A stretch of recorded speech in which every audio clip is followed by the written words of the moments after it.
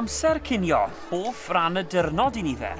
Ond beth sydd ar y fwydlen yn ysgol Pont Robert ger Meifod? Felly mae yna amrywiaeth bob dydd o fel ffrwythau a llysiau a pethau.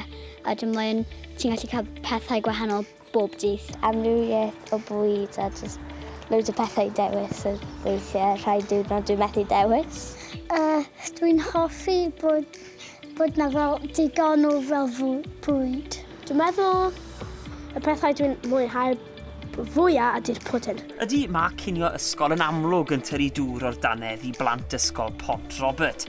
Ond ydych cinio ysgol chi yn eich llenwi? Yn ôl adroddiad newydd gan Gomisiynydd Plant Cymru, mae nifer o ddisgyblion yn credu bod angen mwy o fwyd ar eu platiau. Beth yw'r farn felly yn ysgol Bro Pedr yn Llambed? Sy'n digon i fi, achos fi'n bita lot, so sy'n credu bod digon o fwyd yn yr pryd hwnna. I fi yn personol ydy, achos dydw i ddim yn bita llawer, ond dwi'n gwybod bod pobl arall falle yn bwyta mwy. Yn personol, fi'n meddwl fi'n cael digon i fi, ond sa'n mor yn byti pobl eraill. Y farn fel ein chwant am fwyd yn amrywio felly.